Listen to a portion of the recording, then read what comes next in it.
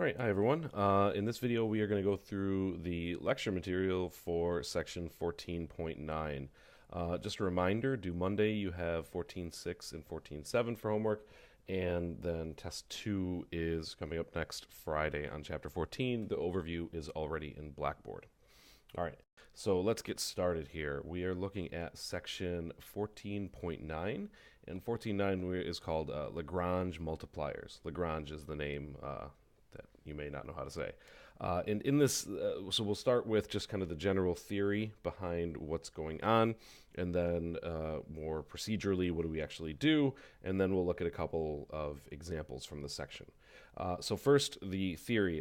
We're doing kind of what we did similar to in the last section, finding a maximum and minimum value on a function, but not just the maximum and minimum values on the function. So we've got like our surface z equals f of x, y. That's this like gray surface here. And we're not just trying to maximize or minimize that function. We're looking at a specific curve c on that function. So this red curve, what are its highest or its lowest points on the surface? So we've got the constraint curve that's on the xy plane, and that's the where I am on the surface. So that's kind of the idea visually of what we're trying to accomplish here. Given a function and a constraint, what are the highest or lowest values on the function on the constraint? Okay, another visual example of what we're looking at, we've got this paraboloid over here. F of xy equals x squared plus y squared minus 2x plus 2y plus 5. So that's just our paraboloid. And we're not looking for the highest or lowest points on the paraboloid. We're looking for the highest and lowest points on the paraboloid, but on this constraint curve, this ellipse. So in the it's a circle. In the xy plane, we have x squared plus y squared equals 4. What does that look like on the paraboloid? It becomes an ellipse when it is up on when the z coordinates are up on the paraboloid. And we can kind of see visually the highest point is up here, the lowest point is down there. We've got level curves over here on the right. This happens to be at the point negative radical 2 comma radical 2 in the xy plane. But so the goal in this section is to be able to find those points. Given a function and a constraint, what are the maximum and minimum values on the function given the constraint? This next slide here, we have another visual. This kind of gets more at where the formula comes from. So we have these green level curves of our function in the xy plane, and then the constraint is the red curve. And we can look at any point on the red curve. So here, I'll mark this point here. At that point there, we can find our vector tangent to the curve, and we could also compute the gradient at that point. Similarly, as I come over here, we can compute, at this point here, we can compute the tangent vector at that point, and then we could also compute the gradient at that point.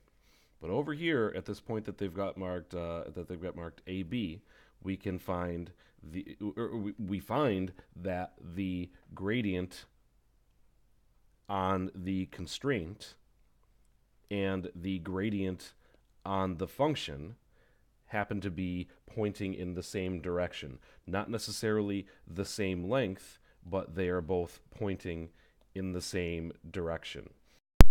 So those two blue vectors that point in the same direction but aren't necessarily the same length are really where our formula on the next slide comes from. And here's the main theorem from this section. It's called the parallel gradients or ballpark theorem. We have f as a differentiable function on a region in R2 that contains our curve c. C, again, is the constraint curve. F has an extreme value on c at a point P, AB on c.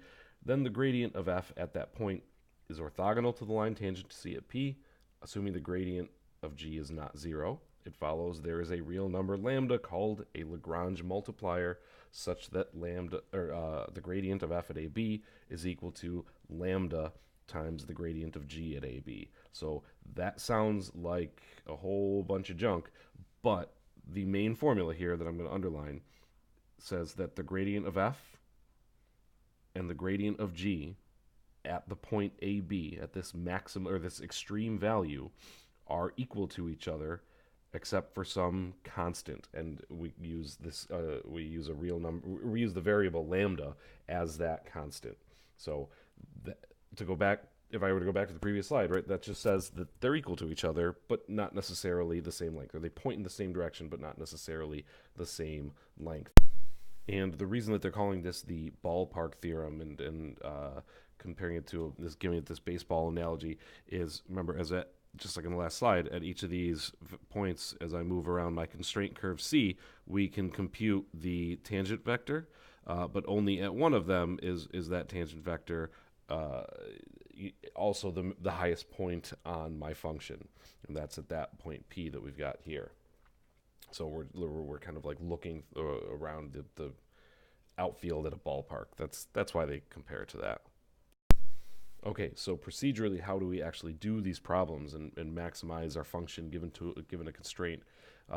This slide has the approach that you take. We're given a function f, and we're given a function g. Okay, f is the objective function, g is the constraint where you are on the surface.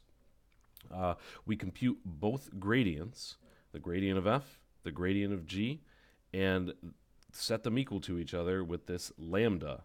Okay, so that's the gradient of f of xy is equal to lambda times the gradient of g of xy. And we also take our g of xy equal to 0, the original g function, the constraint.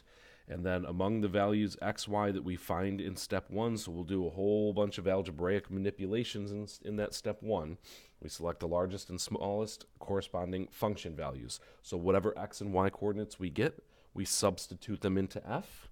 The highest one is the maximum, the lowest one is the minimum.